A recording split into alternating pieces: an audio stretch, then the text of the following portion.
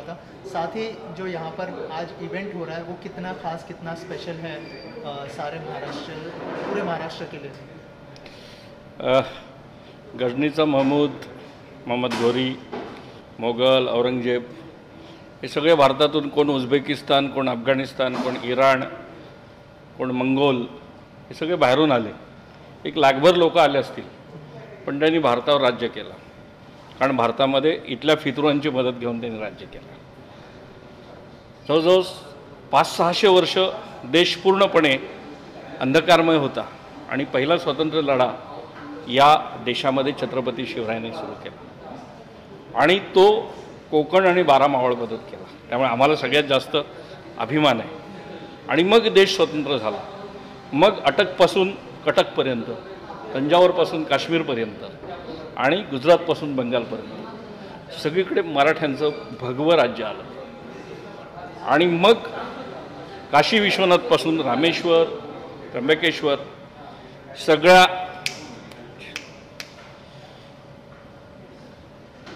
काशी विश्वनाथापासून, चालेल ना कंटिन्यू केलं? हां, ते होणार एडिट.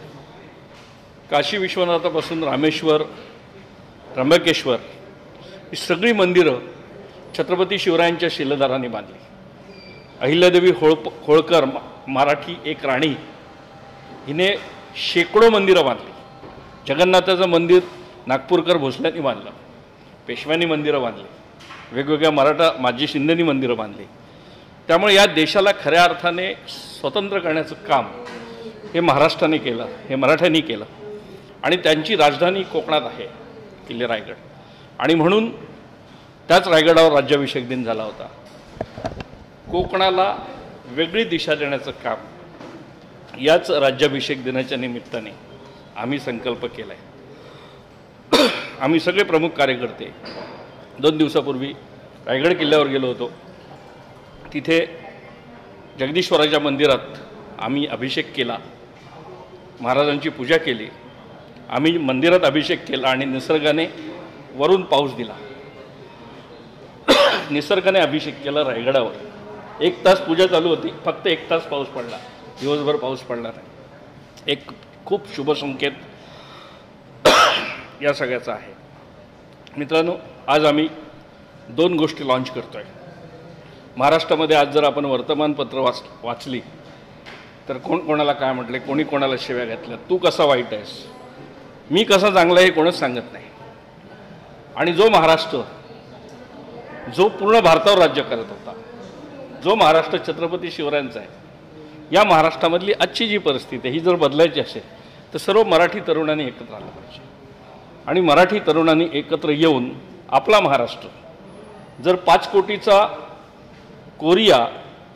कोरियन भाषेत महासत्ता आहे, जर 8 कोटीचा जर्मन भाषेत महासत्ता आहे, तर आपल्याला इंग्रजी आणि हिंदीची आवश्यकता नाही.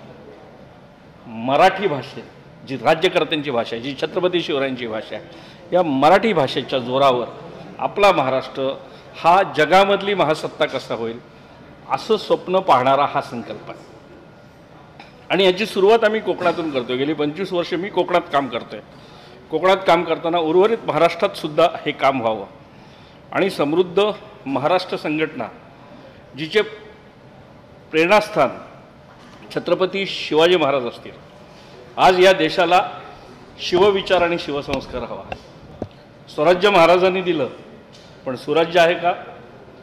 सुराज्य देण्याचं काम सुद्धा महाराष्ट्रच करेल.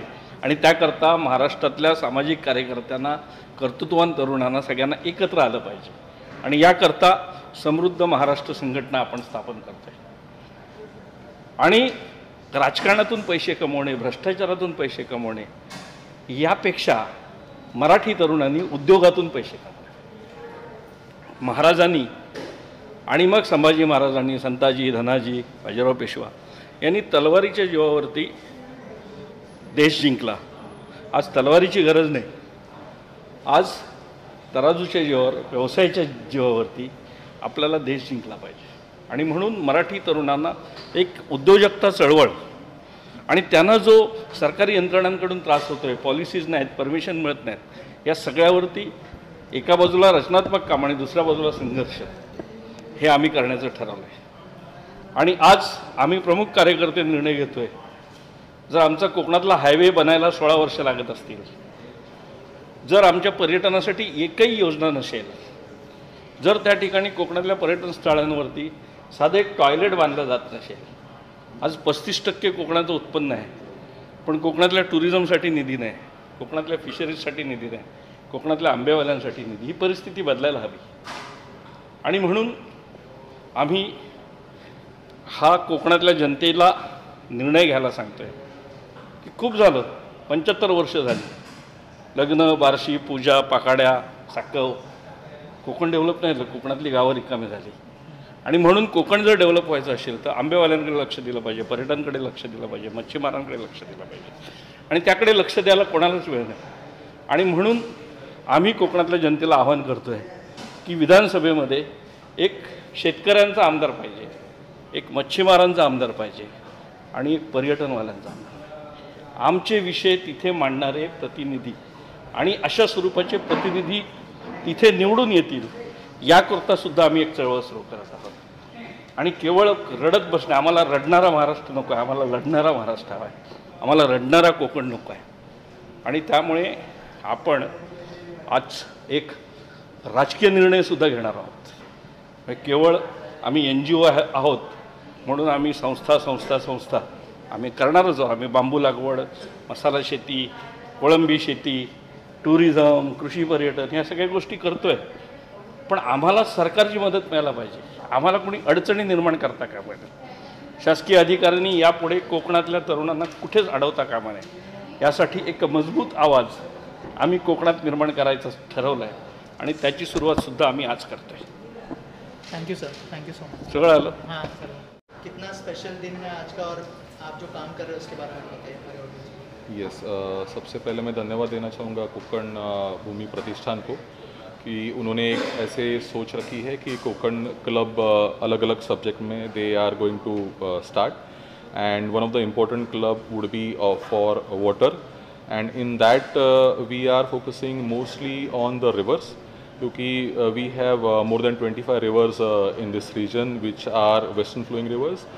There is lot of water which flushes down through these rivers, and there are no water management projects done on this. So we are going to focus on that, and some of the examples which we have already created in the Palakkad district that we have shown to our fellow people from the Konkan, that how the water conservation can be done and how the water can be used through solar and can be provided to the farmer, so that the irrigation facilities can be increased, and productivity accordingly can be increased through this. So similar experiments or similar projects can be extended to Ratnagiri district or Sindhudurga or Raigad districts, and our farmers will benefit from that.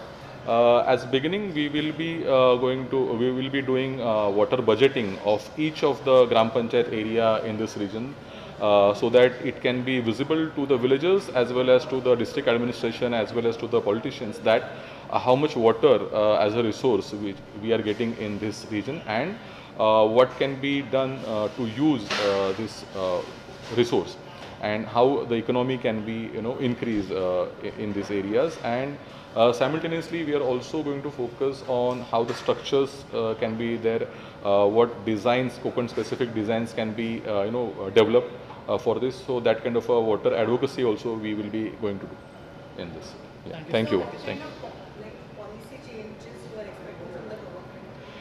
Definitely the first policy change that we are looking at, that the structures or the check dams which are constructed in this region are designed in some other area, so that is not fitting and that is not serving the purpose. Therefore we have developed the gated check dams, and also simultaneously the stream water management structures which we have also developed, and that can be easily used through MREGS or NREGS scheme, and it can be beneficial to the farmers or to addressing the water scarcity of this region. So we are going to focus firstly on the structures and how we can do the water management of streams through this Konkan Bhumi project. Yeah. Thank you. Thank you. Thank you very much. है जैसे कि कोकण की बात करें या फिर पूरे महाराष्ट्र की बात करें, कितना इम्पोर्टेंट है कि वो मतलब ग्लोबल लेवल पर उसको प्रमोट किया जाए और मतलब एटलीस्ट रिकॉग्नाइज किया जाए उस बिजनेस को? अतिशय सुंदर प्रश्न आहे. 720 किलोमीटरचा आपला किनारपट्टी आहे. जवळजवळ 15,000 करोड रुपयाचा मच्छीचा व्यवसाय, 15,000 करोड ह्याच्यावरती आणि आयात निर्यातीवरती आपलं फार महत्त्व आहे. 15,000 करोड आणि जवळजवळ 8 लाख मॅट्रिक टन एवढं मोठ्या प्रमाणात मत्स्य उत्पादन होत असताना आपल्याकडे जे काय पायाभूत सुविधा आहेत त्यांचा भरपूर अभाव आहे. पोटेशन कोकणासाठी फार महत्त्वाचं आहे आणि मोठं पण आहे.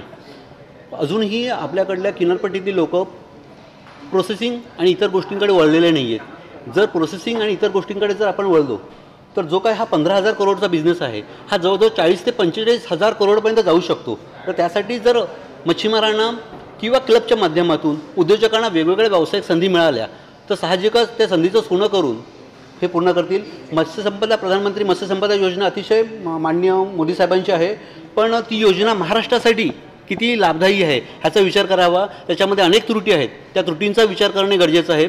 मच्छीमारांना छोटे छोटे जे काही प्रॉब्लेम्स आहेत ते जर सॉल्व्ह झाले तर साहजिकच हे उत्पन्न आपल्याला वाढवता येईल. धन्यवाद. थँक्यू.